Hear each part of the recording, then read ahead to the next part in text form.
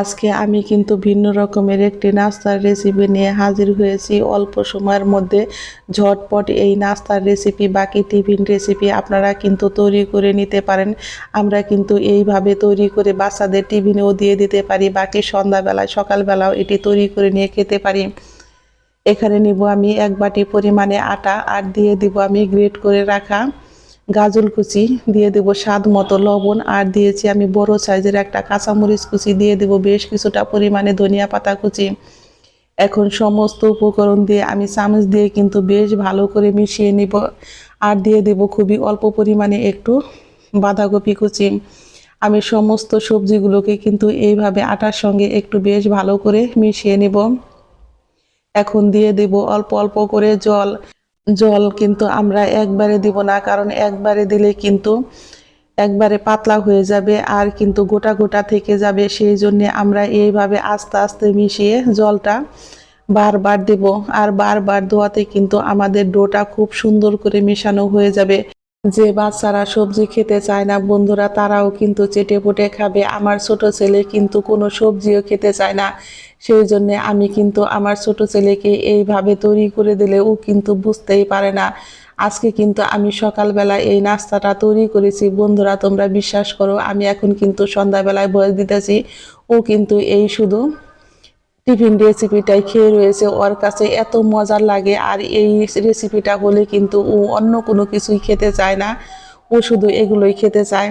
শুধু আমার বাচ্চা বলে বলবো না বন্ধুরা, আমি যাদেরকে খাওয়াইছি তাদেরও কিন্তু একই অবস্থা। এই নাস্তাটি পেলে বন্ধুরা তারা সবাই পাগল হয়ে যায়, আর এতটাই পরিমাণে মজার হয়।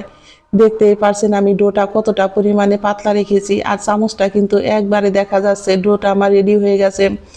চলে যাব চুলায়। চুলায় আমি একটা ফ্রাই প্যান বসিয়ে দিয়েছি, তাতে দিয়েছি আমি অল্প কিছু পরিমাণে একটু সাদা তেল।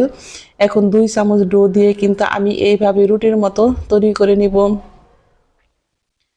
দেখতেই পারছেন এটা কিন্তু আমার একদম রেডি হয়ে গেছে। এখন দিয়ে দিব আমি 2 থেকে 3 চামচ টমেটো সস, আর টমেটো সসটা একটু বেশি দিলে আমার ছেলে কিন্তু খেতে বেশি পছন্দ করে, সেই জন্য আমি সসের পরিমাণটা একটু বেশি দিব।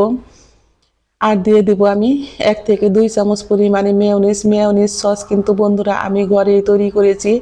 সস আর মেয়োনিজটা দিয়েও কিন্তু আমি এই রুটিটাকে বেশ ভালো করে মেখে নিয়েছি। এখন আমি দিয়ে দিব কুচি করে রাখা শসা কুচি, আর দিয়ে দিব আমি অল্প পরিমাণে একটু টমেটো কুচি, আর দিয়ে দিব আমি একটু পেঁয়াজ কুচি। এখন সমস্ত কিছু দিয়ে কিন্তু আমি পরোটার মতো সুন্দর করে ভাজ করে নিব। একটু সময় নিয়ে বন্ধুরা আস্তে আস্তে ভাজ করবেন।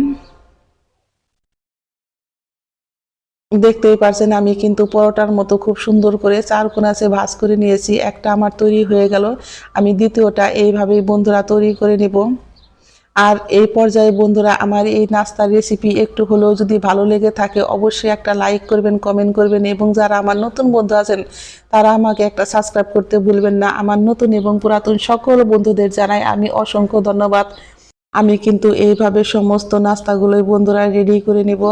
আর দেখতেই পারছেন কতটা পরিমাণে সুন্দর হয়েছে, আর খাওয়ার সময় কিন্তু বোঝাই যায় না এগুলো কিন্তু সবজি দিয়ে তৈরি করা হয়েছে। বাচ্চারা কিন্তু অনেক মজা করে খায়, শুধু বাচ্চারা না বড়রাও কিন্তু অনেক মজা করে খায়।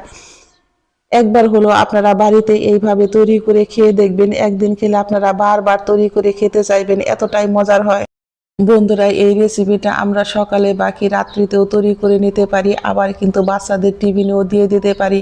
আমার রুটিটা রেডি হয়ে গেছে। এখন আমি আবারও দিয়ে দিব বেশ কিছুটা পরিমাণে শসা কুচি, দিয়ে দিব আমি টমেটো কুচি, আর দিয়ে দেব অল্প পরিমাণে একটু পেঁয়াজ কুচি। এখন আমি দিয়ে দেব টমেটো সস, আর দিয়ে দেব বন্ধুরা মেয়োনেজ। আমি কিন্তু 2 রকম করে দেখাচ্ছি বন্ধুরা, 2 ভাবে। আবার আপনারা কিন্তু এই রুটিটা রেডি করে ঠান্ডা করেও নিয়েও কিন্তু এইভাবে আপনারা পরে রেডি করে নিয়ে নিতে পারবেন। আপনাদের যেভাবে সুবিধা হয় আপনারা সেইভাবেই কিন্তু এই নাস্তা রেসিপিটা তৈরি করতে পারবেন। আমি কিন্তু এখন এটাকে পরোটার মতো ভাজ করে নেব বন্ধুরা, 4 কোণা করে, দেখতেই পারছেন।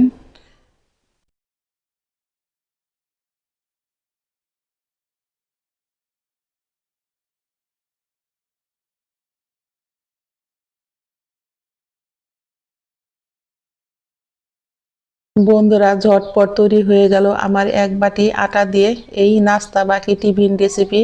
সকলেই ভালো থাকবেন, সুস্থ থাকবেন। আমি আবারও ফিরবো নতুন নতুন কোনো রেসিপি নিয়ে। এই নাস্তাটা দেখতে যতটা সুন্দর হয়েছে, খেতে হয়েছে কিন্তু তার থেকে বেশি মজার।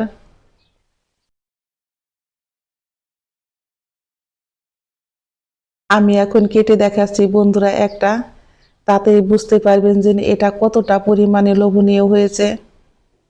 খেতে হয়েছে বন্ধুরা দারুণ মজার, সেই স্বাদ।